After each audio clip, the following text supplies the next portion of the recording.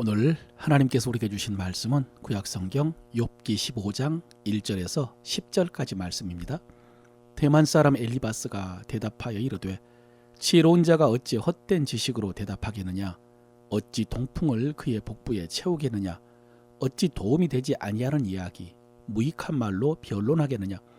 참으로 내가 하나님을 경외하는 일을 그만두어 하나님 앞에 묵도하기를 그치게 하는구나. 내 죄악이 내 입을 가르치나니 내가 간사한 자의 혀를 좋아하는구나.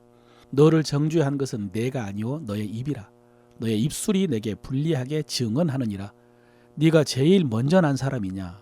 산들이 있기 전에 내가 출생하였느냐? 하나님의 오묘하심을 네가 들었느냐? 지혜를 홀로 가졌느냐? 네가 아는 것을 우리가 알지 못하는 것이 무엇이냐? 네가 깨달은 것을 우리가 소유하지 못한 것이 무엇이냐? 우리 중에는 머리가 흰 사람도 있고 연로한 사람도 있고 내 아버지보다 나이가 많은 사람도 있느니라. 아멘. 오늘도 진리의 성령께서 말씀 속에서 하나님의 음성 들려주시기를 바랍니다. 오늘 욥기 15장부터는 욥과 친구들 사이에 논쟁이 2라운드로 접어듭니다.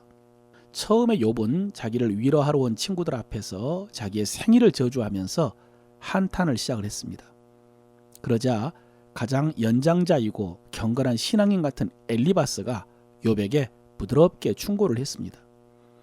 그 주장은 앞으로도 반복되겠지만은 지금 욥의 고난은 죄의 결과라는 것입니다. 그러니 빨리 회개하면 하나님께서 회복시켜 주실 것이다 라는 것입니다. 그러나 욥은 그 주장을 인정하지 않았습니다. 그러자 두 번째로 빌닷이 욥의 말을 공격을 합니다. 욥은 다시 빌닷의 말에 반론을 제기하고 그 말을 듣고 가장 어린 소발이 욥에게 화를 내면서 욥을 정죄합니다. 욥도 지지 않고 소발에게 반론합니다. 그게 14장까지의 내용입니다. 이제 다시 엘리바스 차례가 되었습니다. 처음에 욥에게 어느 정도 친절한 태도를 보였던 엘리바스도 이제는 마음의 평정을 잃은 것 같습니다. 5장에서 처음 말할 때는 욥의 그 참된 경건과 덕을 인정하면서 이야기를 시작했었습니다.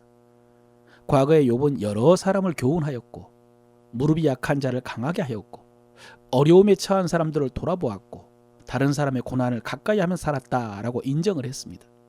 그런데 욥이 계속해서 자기들의 주장에 수긍하지 않자 이제는 회개하지 않는 악인의 저주에 대해서 소개를 합니다. 20절 이하에요. 그 말에 이르기를 악인은 그 일평생의 고통을 당하며 강포자의 횟수는 작정되었으므로 그 귀에는 놀라운 소리가 들리고 그가 형통할 때에 멸망시키는 자가 그에게 임하리니 그가 어두운 데서 나오기를 바라지 못하고 칼날의 기다림이 되느니라 그랬습니다. 여러분, 지금 이 악인이 바로 욥이라는 주장입니다. 또 나중에 세 번째 연설에서는 한 걸음 더 나가서 욥이 가족들을 부당하게 대했고 갈한 자와 줄인 자를 돌보지 않았으며 고아와 과부 위에 군림했기 때문에 지금 이 고통을 당하고 있는 것이다 라고 억지 주장을 합니다. 이런 엘리바스의 주장은 계속 반복될 뿐입니다. 지금까지 살펴본 것처럼 그의 사상은 사람이 심은 대로 거둔다는 것입니다. 인과응보죠. 엘리바스는 이 세상을 도덕적 우주로 보고 있습니다. 하나님은 의롭고 선하시기 때문에 선은 보상받고 악인은 멸망할 것이다 하는 것입니다. 여러분, 이 주장은 일정 부분 맞는 말입니다. 성경도 반복적으로 이것을 말씀하고 있습니다. 대표적으로 시편 1편이죠. 대저 의인의 길은 하나님이 인정하시나 악인의 길은 망하리로다. 이렇게 악인이 의인처럼 형통할 수 없음을 성경은 분명하게 말씀하고 있습니다. 그래서 신약에서도 선을 행하되 낙심하지 말라고 교훈하죠. 비록 더딜지라도 때가 이르면 그의 선의 열매를 거둘 것이기 때문이라고. 반대로 악인은 결국 멸망하게 될 것이다 라는 것이 성경의 반복적인 가르침입니다. 그런데 여러분, 엘리바스가 이 논리로 욥을 공격하는 것은 충분하지 못합니다. 왜냐하면 엘리바스는 심는 대로 거둔다라는 이 진리가 반대로도 작용한다고 믿기 때문입니다. 다시 말해서 지금 누군가 거두고 있는 것은 그가 심은 결과다라고 믿고 있습니다. 이 논리로 고난받고 있는 욥이 죄를 지었다고 단정을 한 것입니다. 그래서 욥에게 무고하다는 주장을 그치고 그 죄에 대한 책임을 지라고 회개하라고 말하고 있습니다. 근데 여러분, 그것은 맞지 않습니다. 지금 우리는 이미 1장, 2장에 하나님과 사단 사이의 대화의 내용을 알고 있기 때문입니다. 욥이 당하고 있는 고난은 욥의 죄 때문이 아니라는 것을 알고 있습니다. 또 이 세상에 강도 같은 악인들 중에 형통하고 평안하게 살고 있는 사람들이 많은데, 그러면 그것은 그들이 의인이라는 증거냐? 아니거든요. 여러분, 이렇게 기계적인 사상으로 사람과 사건을 판단하는 것은 위험한 일입니다. 엘리바스는 도덕적인 하나님이라는 관점으로 하나님을 한정시켜 놓고 그 관점으로만 세상을 보고 있습니다. 그것이 가장 중요하고 그것이 전부라고 생각을 했습니다. 이 공식 때문에 욥의 고통을 보면서도 그 고통을 이해하지 못하고 위로하지도 못했습니다. 이와 같이 여러분, 기계적인 세계관은 위험할 수 있습니다. 여러분은 교회가 어떤 곳이어야 된다라는 주관을 가지고 있습니까? 목회자는 어떠해야 되고요?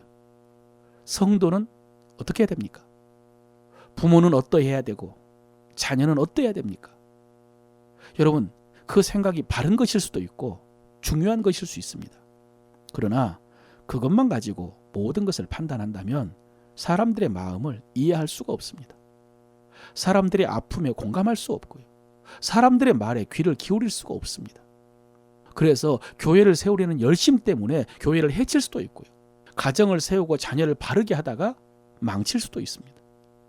여러분, 우리가 섬기기를 원하고 세우기를 원하는 사람들의 마음을 헤아리지 못하고는 우리가 말하지도 못하고요.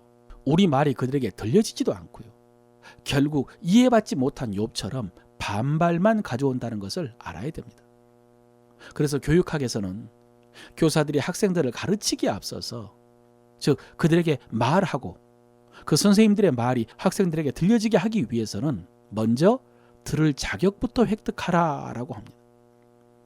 자기들의 마음을 이해하고 공감하지 않는 교사에게 학생들은 자기들의 말도 하지 않습니다. 그러나 교사의 기준과 가치관으로 판단하지 않고 정죄하지 않고 자기들에게 공감해주는 교사에게 학생들은 자기의 마음을 털어놓고 자기의 이야기를 합니다.